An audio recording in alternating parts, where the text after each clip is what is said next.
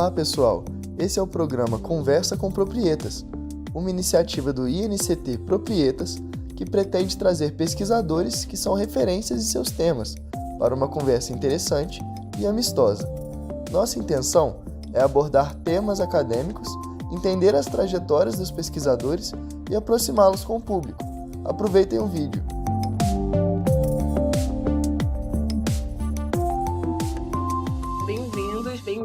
Bem-vindas ao segundo episódio do Conversa com Proprietas. A ideia do Conversa com Proprietas é convidar alguns pesquisadores do Instituto para conversar um pouquinho com a gente, se apresentar, falar sobre sua trajetória, suas pesquisas, o que estão elaborando. E hoje estão aqui com o Walter Lippold. Pronunciei certo? Sim. Beleza. Walter, eu vou pedir para você se apresentar, por favor, fazer uma breve apresentação de quem você é, dando as informações que você achar necessário. E é isso. Muito obrigado pelo convite, Camila. Então, hoje quero falar um pouco aqui sobre o trabalho, que está sendo desenvolvido, principalmente na minha pesquisa financiada pelo INCT Proprietas. Eu sou Walter, sou historiador, professor de História, e trabalho como bolsista FAPERJ no Instituto Nacional de Ciência e Tecnologia Proprietas, da Universidade Federal Fluminense.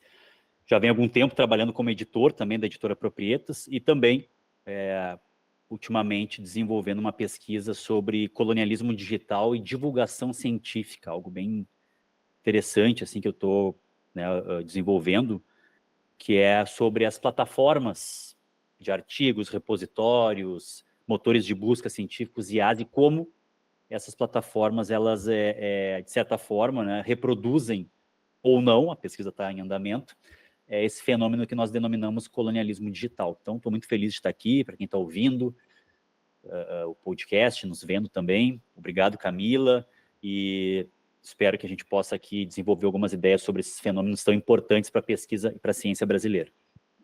Beleza, obrigada, Walter. Você já falou sobre o lançamento dessa pesquisa financiada pelo INCT, meus parabéns por esse processo. Como que foi para você? Como que foi esse processo? Como que você está se sentindo? Queria saber mais nessa linha também, por favor. Agora, a primeira vez que eu apresentei a pesquisa, e essa pesquisa financiada pelo Proprietas e FAPERJ, eu apresentei no 12º Seminário Brasileiro de História da Historiografia, foi em Ouro Preto, agora há pouco, dias atrás eu estava em Minas Gerais, e foi muito legal porque eu apresentei no Simpósio de Humanidades Digitais. Então, foi a primeira vez que eu apresentei mais para os pares, me ajudarem também em termos de análise das plataformas. O pessoal também agora está aprendendo programação, web scraping, que é a raspagem de dados, algumas coisas que têm tornado o historiador, a historiadora em hackers, Cada vez mais o historiador, a historiadora tem a tendência de se tornar um hacker, uma hacker. Por quê? Porque inteligência artificial, algoritmos, dados, repositórios, digitalização de acervos e fontes, então a gente tem trabalhado muito nesse sentido. E lá no simpósio temático, eu participei e apresentei essa pesquisa. E aí, o que eu trouxe lá? É um simpósio que foi organizado pela Sociedade Brasileira de Teoria e História da Historiografia. Apresentei lá, a primeira vez, essa pesquisa sobre divulgação científica, principalmente analisando plataformas como o JSTOR, JSTOR, o Google Acadêmico. Legal. E também trabalhando algumas perspectivas aí, digamos que rebeldes, o uso, por exemplo, dos ditos artigos piratas do Sci-Hub, também é uma plataforma que foi criada pela Alexandra Obakian, que é hoje muito, muito utilizada no sul global, porque muitas vezes os pesquisadores não têm $20, $40 para pagar um PDF que é cobrado se você não tem um vínculo institucional, ou algumas Sim. instituições não têm o vínculo com o JSTOR. Também estou pesquisando uma IA chamada Research Rabbit, que é uma IA de prospecção bibliográfica, que você bota um artigo ou mais artigos ali, a IA ela lê esses artigos, lê as referências e aí faz uma espécie de gráfico, mapa de trabalhos afins, autores e autoras afins. Então, hoje a gente está vivendo uma verdadeira revolução tecnológica em termos da produção da história, do acesso a fontes, acesso a artigos científicos e até mesmo redes científicas, como a Academia.edu, ResearchGate.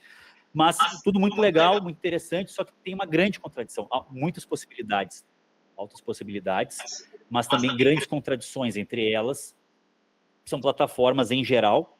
Claro que nós temos aqui também o Lattes, né, que é a nossa plataforma, e é importante também falar dela, mas, em geral, as plataformas de prospecção bibliográfica, de busca bibliográfica, de teses, de artigos, de capítulos, são do norte global e, em geral, são dos Estados Unidos.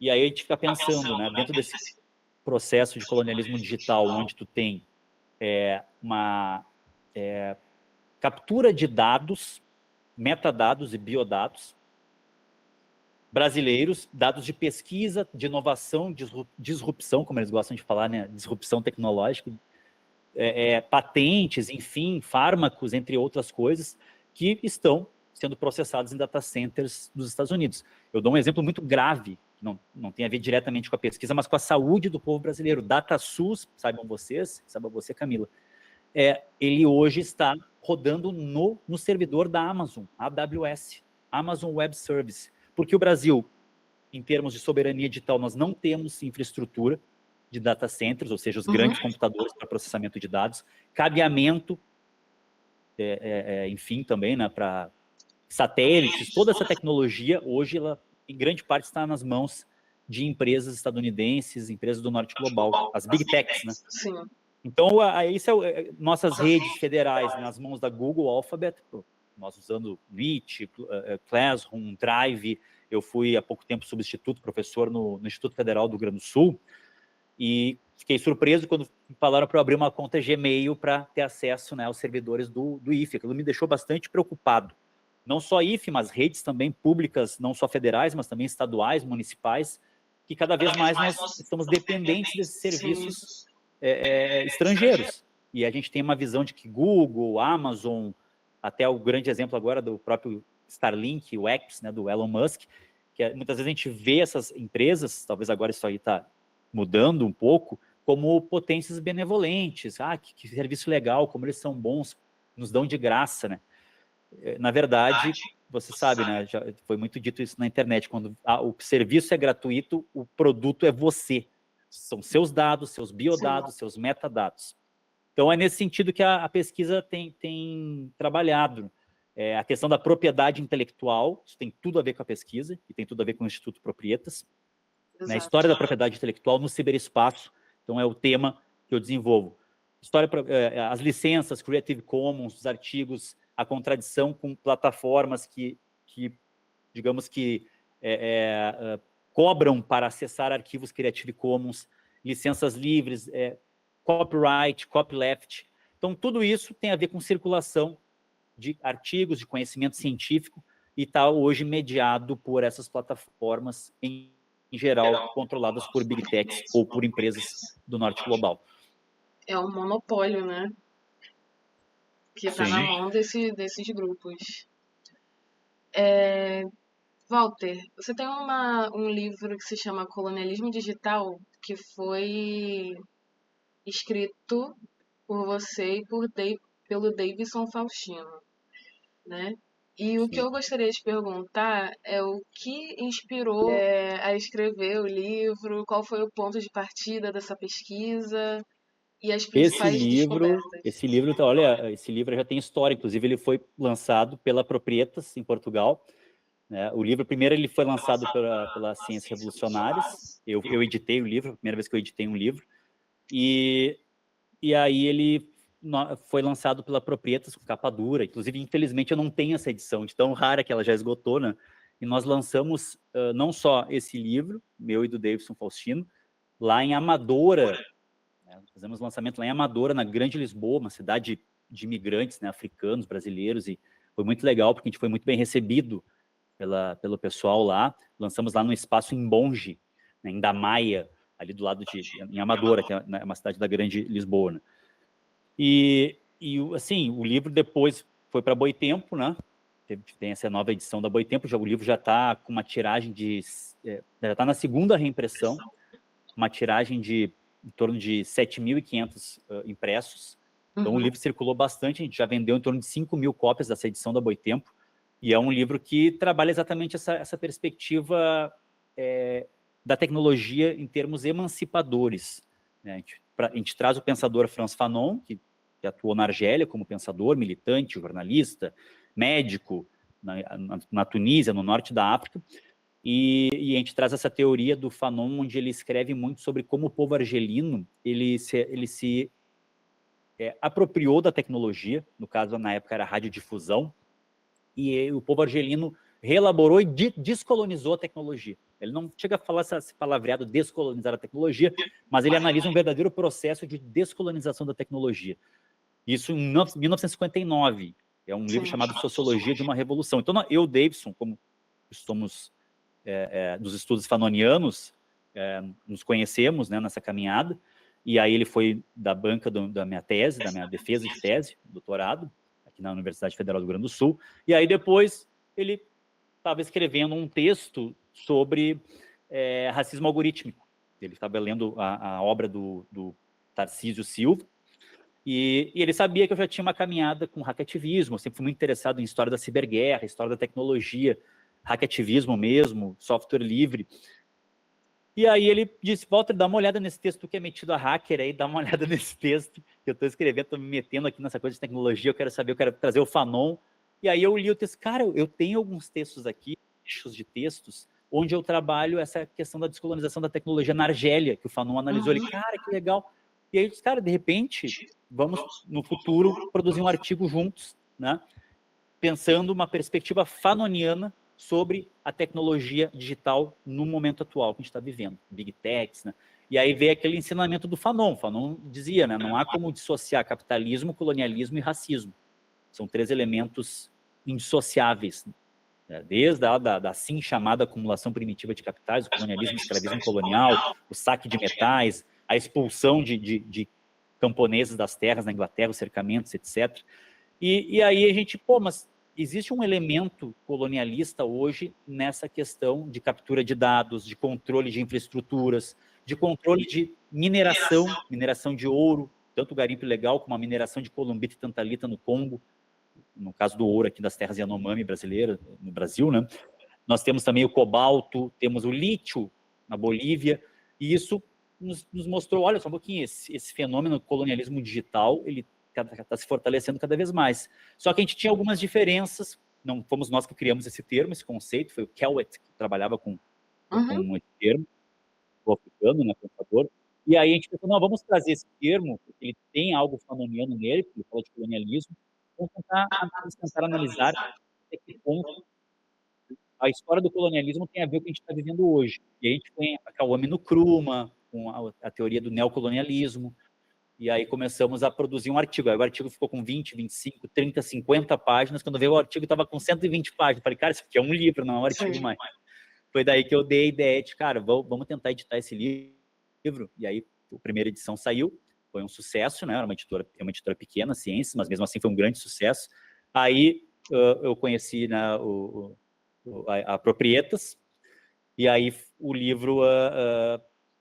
também foi lançado o meu livro Fanon e a Revolução Argelina, tanto pela Ciência quanto pela Proprietas. Foi lançado no Brasil e em Portugal. E aí o que aconteceu? Aí eu falei, né, com a editora Proprietas e disse, olha, queria saber se é possível editar esse livro e tal, não sei o que. Não, vamos editar. E foi daí que eu comecei a me interessar pelo trabalho de editor, né, e aprender mais sobre tudo, né, essa nova profissão que eu comecei a exercer há 2, 3 anos atrás, que eu cada vez gosto mais, né? Publicação de livros, circulação de ideias, isso é muito interessante. E aí foi essa história do livro. Então o livro já tem 3 edições, 2 reimpressões em 3 editoras diferentes, né? O livro já tem uma história, né? Circulou bastante, está circulando bastante. Fizemos lançamentos no Brasil, em Portugal, foi bem legal. Nossa, perfeito. E tem mais algum aspecto do livro que vocês gostariam de ter explorado mais a fundo? Pode ser em algum momento posterior? Sim, tem, Camila. Tem um aspecto que todo dia esse aspecto vem e a gente quer escrever algo mais específico sobre isso, que é a questão da China.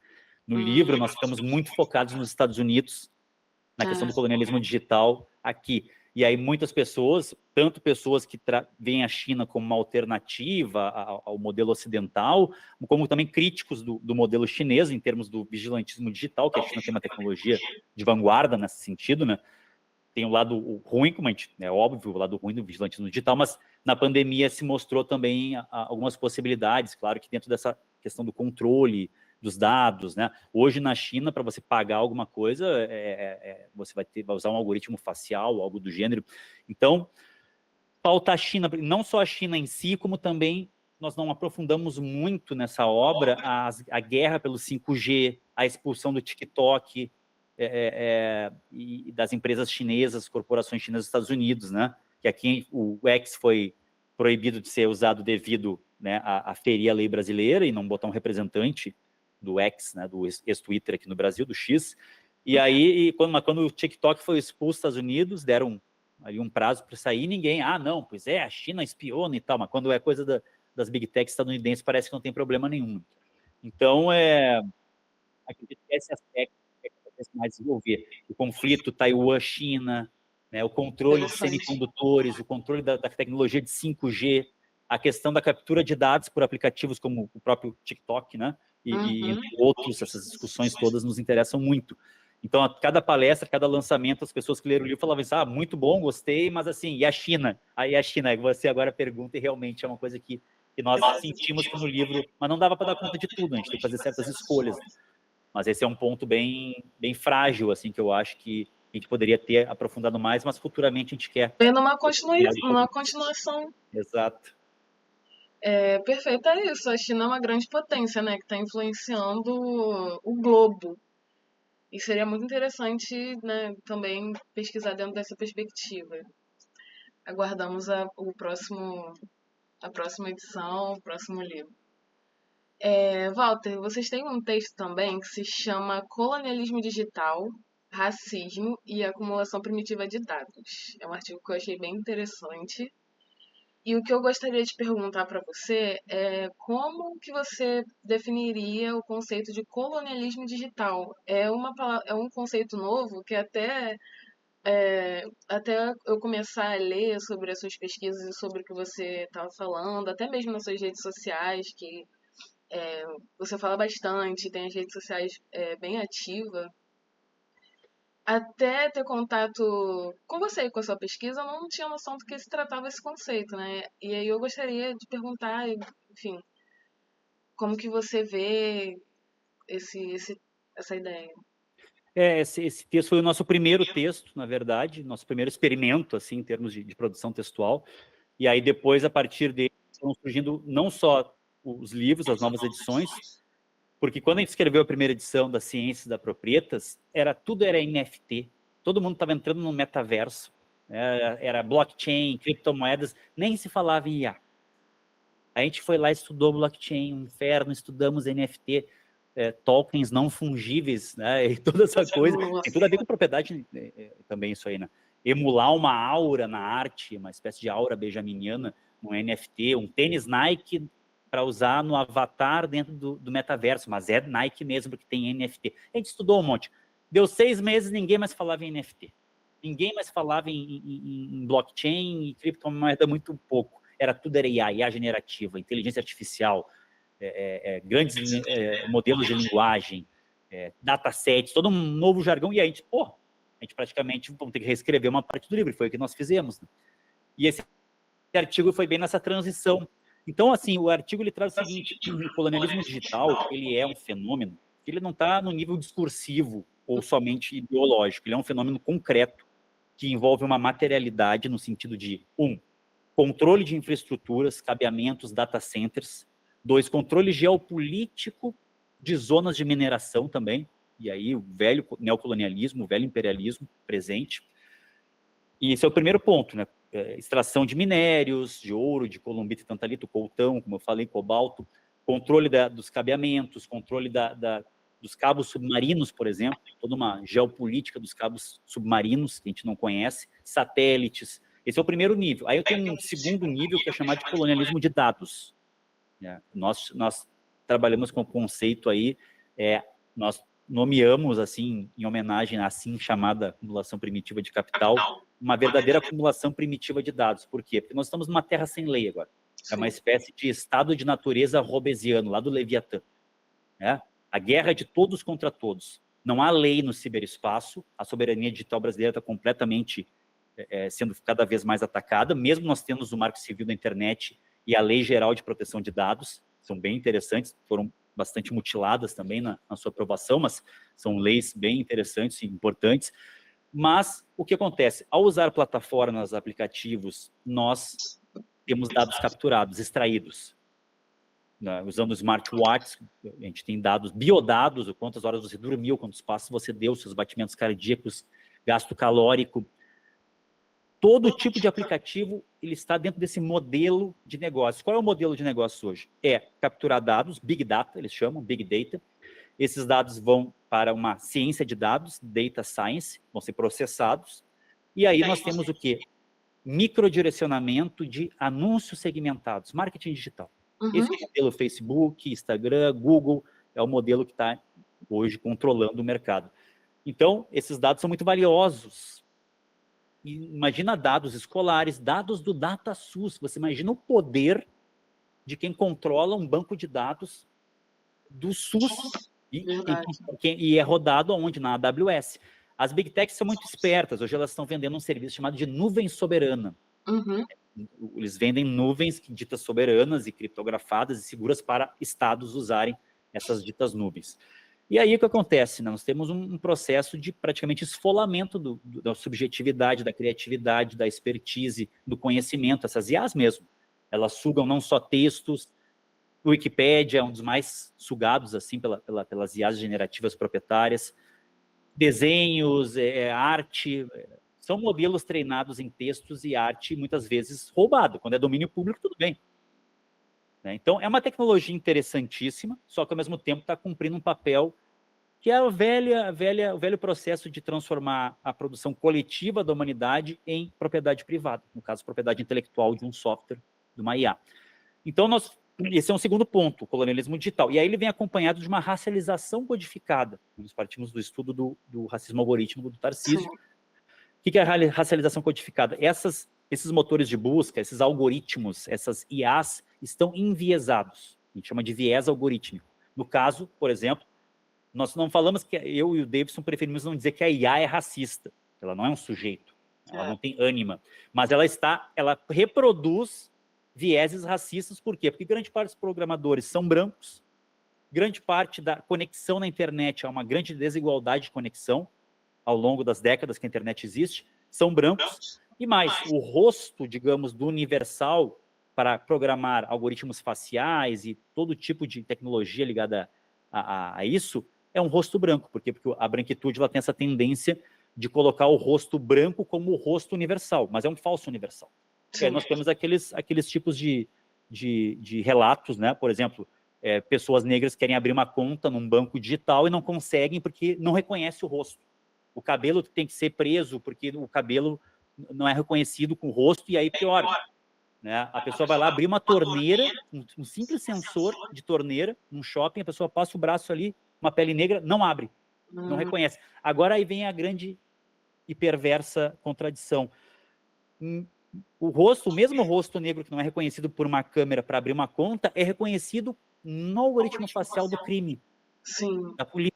Quer dizer, e nós temos uma grande porcentagem de erros em reconhecimento facial, e isso é um grande perigo para cada vez mais aumentar o encarceramento em massa da juventude negra. Então, é muita contradição. A tecnologia que não reconhece o rosto, dependendo, né, do objetivo, a tecnologia, e isso é o que nós chamamos de racialização codificada. Testem, é muito simples. Vá no motor de busca Google, por exemplo, bota lá homem, mulher, vejam os resultados. Depois coloque homem negro, homem branco, mulher negra, mulher branca, Europa, África. Não precisa falar muito aqui. Façam a experiência por vocês mesmos, e vocês vão ver como os algoritmos estão enviesados pelo racismo, pelo machismo, pela homofobia. No caso, a gente analisa a questão da racialização. Então, são alguns aspectos. Aspectos também da subjetividade, né, desse vício em telas, da aceleração das coisas, né, ver um filme em 2 vezes, né, essas redes muito rápidas, 15 segundos de vídeo, todas essas mudanças nos interessam muito.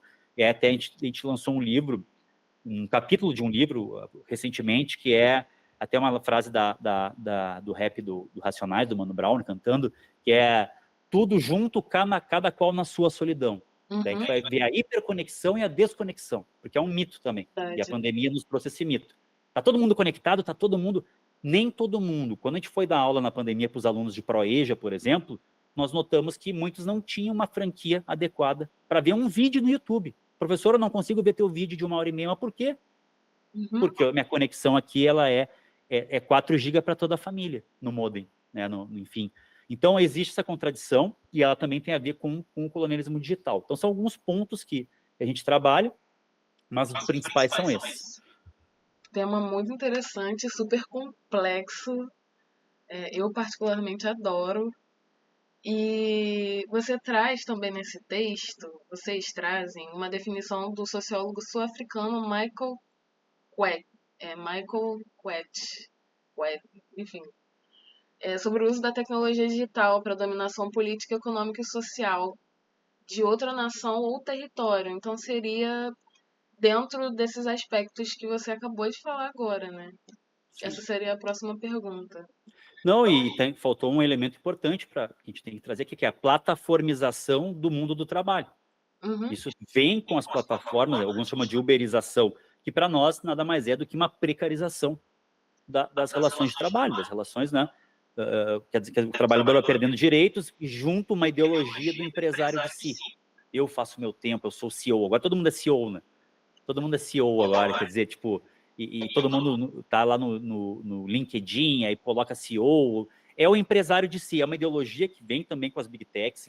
Claro que ela não é produzida só pelo Vale do Silício, mas alguns vão chamar ela de ideologia californiana.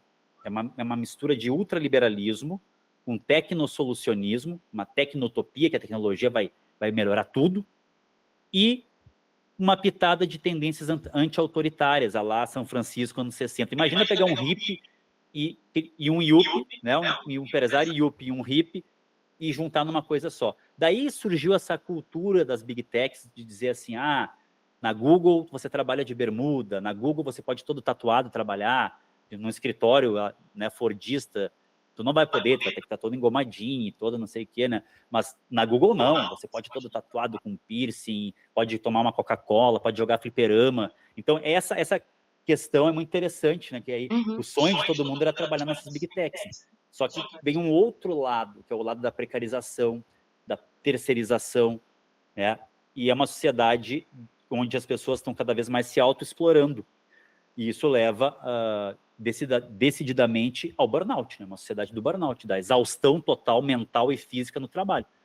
Você não tem mais paz, você trabalha domingo a domingo, da hora que acorda, da hora que dorme. Se estiver dormindo, é capaz de estarem te mandando mensagem no WhatsApp. Porque é isso que está acontecendo hoje, né? Um capitalismo 24/7 dias por semana. Né? Só falta explorar o sono, talvez já está sendo explorado para esses smartwatches aí que leem nosso sono, né? E a gente nem sabe. Então o Kwet ele traz essa definição, né? Controle imperialista, neocolonial de uma nação sobre outra. No Krumah fala isso, né? O neocolonialismo é o quê? O país se tornou independente na África, na Ásia, na América do Sul, mas a ex-metrópole continua controlando a economia e a cultura desse país independente. Esse é o fenômeno do neocolonialismo que o Kwame Nkrumah, lá de Gana, né, o grande pensador e primeiro presidente de Gana, nos traz, e foi base para o nosso estudo também. E Walter, a próxima pergunta é sobre o impacto do colonialismo digital nas dinâmicas sociais das populações mais vulnerabilizadas. No dia a dia, sabe, no cotidiano, que eu gostaria de perguntar, assim, particularmente. Sim. Para além das redes. Bom, agora a gente está acabando um texto sobre digitalização da saúde e do acesso à assistência social. É apavorante, porque assim, a gente até começa com 2 casos, né? Assim, uma mãe quer entrar no sistema de assistência social, só que não consegue porque não tem uma boa franquia, aí tem que pagar um chip pré-pago aí com uma franquia maior de dados, geralmente só libera o WhatsApp, né, o Instagram, tá? E também é uma coisa de colonialismo digital isso, quer dizer, por que se liberam certos serviços? O WhatsApp liberado, né? O Instagram liberado, enfim. E aí, só que ela compra, né, uma suposta situação assim que a gente vai analisar, ela compra, só que daí quando vai baixar o aplicativo do Google Play no seu celular, não tem espaço no celular, porque ela não tem um micro SD maior ali. Quer dizer, isso denota o quê para nós? Que hoje tu é obrigado a se digitalizar em termos de acesso para serviços básicos. E isso é mediado por empresas e corporações que estão dentro desse fenômeno. Eu dei o exemplo mais grave, assim, né, para a gente pensar seriamente em termos de soberania digital do Brasil. Se o DataSUS roda em servidores Amazon Web Service, vocês imaginam? Então, as pessoas que têm vulnerabilidade, que precisam acessar serviços, não conseguem muitas vezes, porque até mesmo idosos, enfim, né? Porque realmente hoje tu é obrigado a entrar no ciberespaço, no mundo digital, no mundo virtual, para o gov.br, né? Quantas pessoas, né, têm dificuldade de ter uma conta prata, ouro no Gov para fazer serviços básicos, né? E hoje está tudo centralizado no Gov. É um exemplo, assim, né, dessa digitalização. Então, o que nós precisamos? Nós precisamos cada vez mais de um letramento digital, né? Quer dizer, as pessoas precisam se alfabetizar digitalmente também, até para combater desinformação, fake news, né? E principalmente o Brasil precisa investir em políticas públicas de cabeamento, data centers, né? E cada vez mais formação profissional para os profissionais da saúde, da assistência social, enfim, de outras áreas aí essenciais para o povo brasileiro, para que eles possam também atender dentro desse novo mundo, né? Porque também não adianta jogar a tecnologia assim, ó, se virem, como se... E essa é uma ideologia muito forte, né? Tá todo mundo conectado, todo mundo sabe de internet. Não é verdade. Isso é um grande mito. Grande parte da população está conectada, mas não sabe o potencial da internet e não sabe muitas vezes entrar em serviços básicos. Então, isso é um exemplo, né, Mas, assim, hoje também tem outra coisa. A tecnologia tem sido usada por movimentos sociais, quilombolas, indígenas, as mulheres, né, estão cada vez mais produzindo aplicativos por uma questão de resistência e emancipação. Eu dou um exemplo. O MTST, o Movimento dos Trabalhadores Sem Teto, hoje tem um núcleo de tecnologia muito legal. Eles desenvolvem softwares, eles dão formação, não só de cibersegurança para o movimento, mas olha só que legal, eles fizeram um projeto de cooperativa de plataforma, onde os trabalhadores criam uma plataforma sua, controlam essa plataforma, seja ela de entrega, né, de transporte, o que for, até mesmo de serviços. Eles fizeram também uma plataforma de serviços dos trabalhadores militantes do movimento, porque muitas vezes o trabalhador militante também sofre preconceito. Não, esse cara é do MTST, não quero ele aqui, é esquerda, é comunista, sei lá o quê. E eles fizeram uma plataforma também para os trabalhadores do movimento fazerem, né, efetivarem seus trabalhos, seus serviços de todos os tipos, né? Então, é técnico em hardware, é pintura, enfim, né, infoserviços, infoprodutos, toda essa gama aí de trabalhos. Então, e jogos, eles desenvolveram um jogo também fazendo uma crítica ao governo Tarcísio, né? Então, bem interessante. Isso é um outro lado da tecnologia que a gente aposta, né, como esperança. Sim. Que as pessoas, os movimentos sociais, se apropriem da tecnologia e comecem a utilizá-la para a sua libertação, para resistir às coisas que acontecem. Perfeito. Um dos caminhos, né? Já que a tecnologia ela fica nas mãos no domínio dessas big techs, assim, né? E aí, se a gente não tomar as rédeas da situação, fica complicado para o nosso lado. E, Walter, tem um termo que eu achei muito interessante, que eu gostaria que você falasse um pouco mais no artigo, que se chama fardo do nerd branco. Queria perguntar sobre isso e como ele se manifesta nas relações tecnológicas globais. Olha, esse termo aí já deu o que falar, adorei. porque a gente escreveu um artigo que era uma crítica ao fardo do nerd branco. O que é o fardo do nerd branco? Não foi nós que criamos esse termo, nós trouxemos esse termo do Julian Assange. Tem um livro do Assange chamado Quando o Google Encontra o Wikileaks. Ele analisa um livro dos CEOs da Google, Eric Schmidt e Jared Cohen, acho que é o nome dos CEOs da Google, e aí ele diz que os caras estão dentro de uma visão de uma espécie de fardo do nerd branco. Bom, Davidson, sociólogo, eu historiador, a gente, opa, só um pouquinho, Isso aqui é interessante. Por quê? Porque o Fardo do Homem Branco é um poema do século XIX que plasma, digamos assim, a ideologia de uma missão civilizadora colonialista. É aquela visão bem francesa, ou até mesmo de outras potências da época, metrópoles, de que o colonialismo é benéfico. Uhum. Nós estamos chegando aqui com a ciência, com as estradas, com os hospitais, vocês são bárbaros, selvagens, que não tem nada, não tem ciência, não tem tecnologia.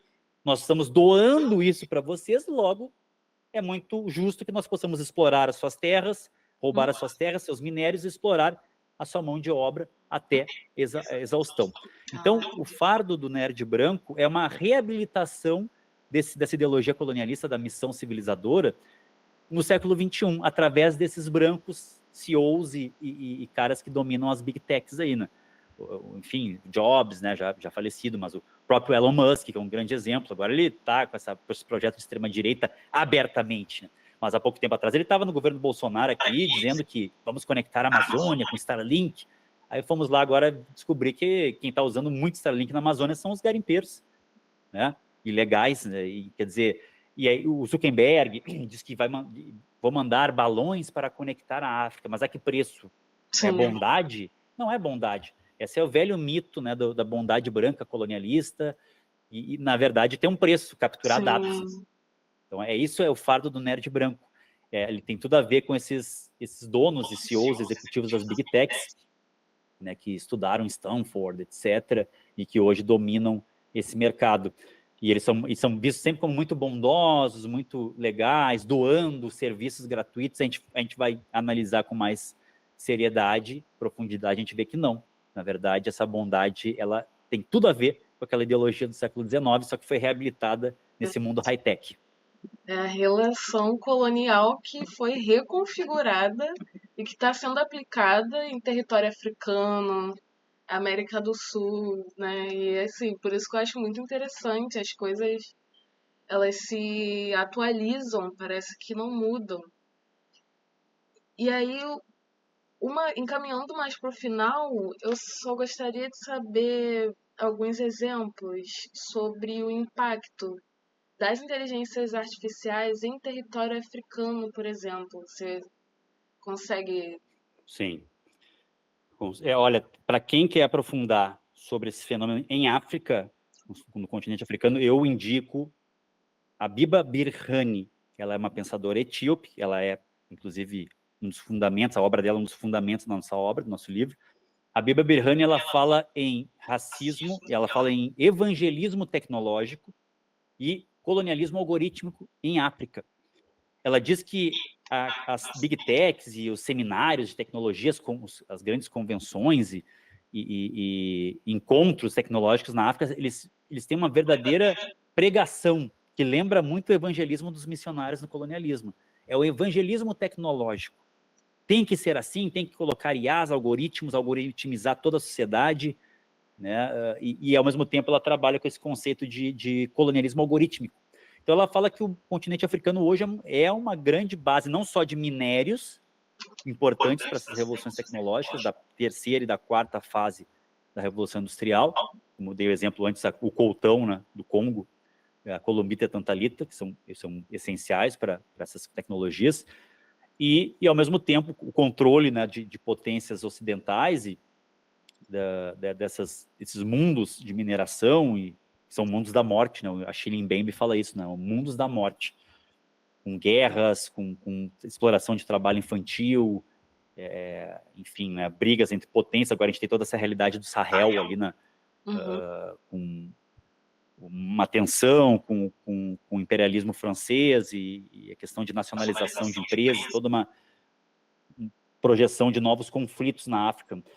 Mas o que importa é que a África parece que hoje também é um manancial de dados. Sim. E como o dado hoje é uma mercadoria, um ativo muito importante, alguns vão falar que hoje o dado é mais caro que petróleo. Mas, enfim, a África também tem essa característica. Então, é minério, é controle de infraestrutura, assim como era o controle das ferrovias no século XIX, pelo imperialismo, né? O que o Lenin analisou tão bem no imperialismo, fase superior do capitalismo. Hoje é cabeamento, infraestrutura, backbone, satélites de de conexão com a internet e, a partir disso, recolher dados. Dados dos indivíduos, das organizações governamentais e também de empresas, né? Há muita espionagem industrial dentro desse fenômeno. Olhem o que aconteceu com a Petrobras, o Snowden, né? Na época do escândalo que o Snowden denunciou, ele denunciou, olha, existe espionagem industrial na Petrobras brasileira. Abre o olho, Dilma, na época que ele falou, né? Que os caras estão com tudo aí, analisando a questão do Brasil, pré-sal e tudo aquilo que aconteceu com a gente depois. Né? Muito interessante, caraca. Nossa, cabeça fervendo aqui. A gente já está encerrando, né, por conta do tempo. E, Walter, para você, quais seriam as formas mais eficazes de resistência contra o colonialismo digital e a racialização digital? Você já tinha dado alguns exemplos sobre alguns meios que são possíveis, alguns caminhos que são viáveis para a gente, né? Se puder falar um pouquinho sobre, por favor. Sim. Nós apostamos muito nessa tese fanoniana da descolonização da tecnologia. Nós também apostamos muito em certos espaços contra-hegemônicos, como os clubes hackers, esses núcleos de tecnologia que têm surgido nos movimentos sociais, também alguns laboratórios de periferia que surgem. Aqui, por exemplo, Porto Alegre tem um projeto muito legal chamado DevTinga, no bairro Restinga. Nós temos uma alfabetização digital, mas além do uso do computador, mas no sentido de programação, com jovens e crianças na periferia de Porto Alegre. O pessoal do DevTinga aí faz esse projeto. Nós temos também o Clube Hacker aqui, Mate Hackers. Nós temos algo chamado pedagogia hacker. A palavra hacker é muito maldita, né? O hacker é um cibercriminoso, é um terrorista. Na verdade, não. Isso é um estereótipo. O hacker é alguém que ama o conhecimento e defende o conhecimento livre, acesso livre ao conhecimento produzido socialmente pela humanidade. Interessante. A Alexandra Elbakyan, o outro hacker famoso, Aaron Swartz, né? Mártir da ciência livre, do acesso a artigos, a científicos, etc.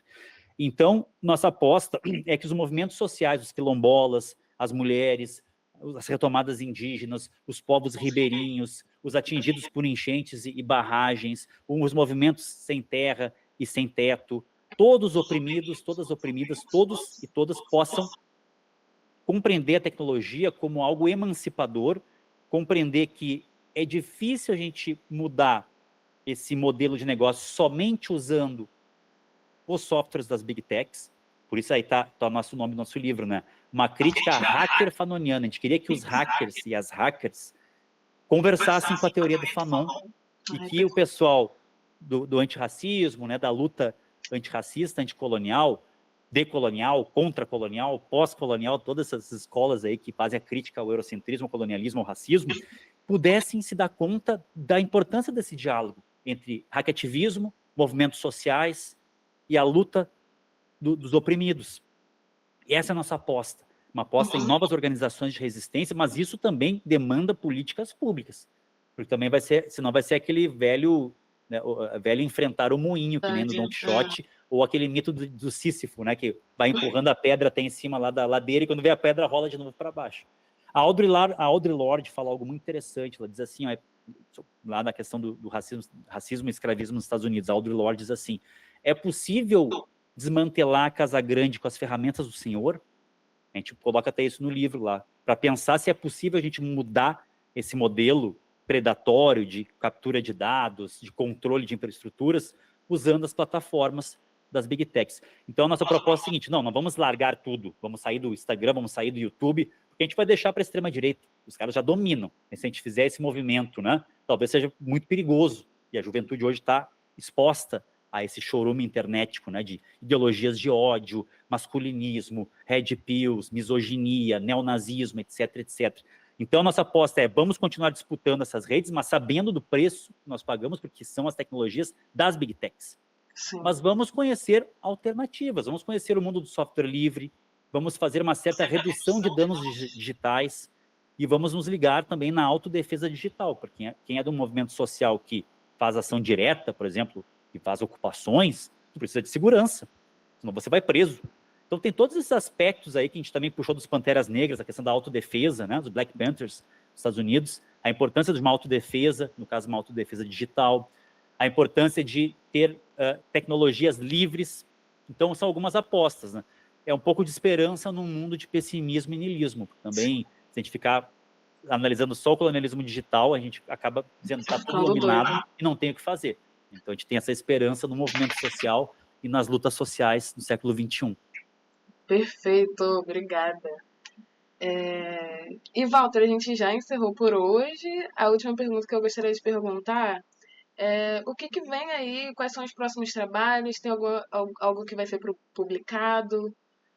Olha, tem bastante coisa rolando, muita coisa, inclusive agradecer mais uma vez aqui o cursos, muitos artigos, agora está sendo um dossiê da revista Convergência Crítica, até da Federal Fluminense, sobre colonialismo digital, que eu coordenei, junto com o professor Leonardo Santos.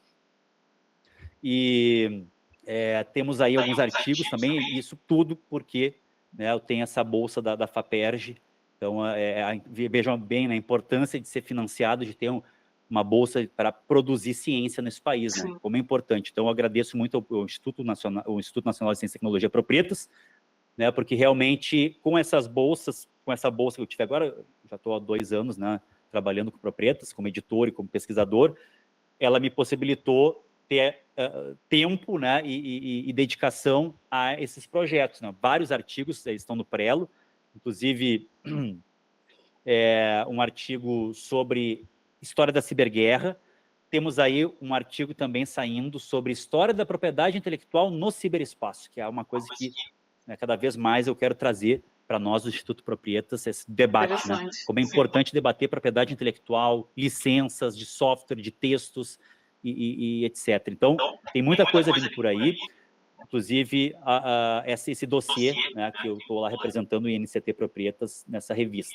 Então, olha, até o fim do ano, no mínimo, mais uns 2, 3 artigos, e a gente espera que no ano que vem a gente produza um livro, né, compilando aí as novas questões, falando da China, trabalhando ciberguerra e outros pontos que a gente quer, cada vez mais, digitalização da saúde e outros pontos que a gente quer desenvolver na pesquisa. Muito obrigado pelo convite, pela conversa, espero que vocês tenham gostado e quiserem saber mais sobre esses fenômenos todos, podem me procurar nas redes, professor Walter Lippel, né?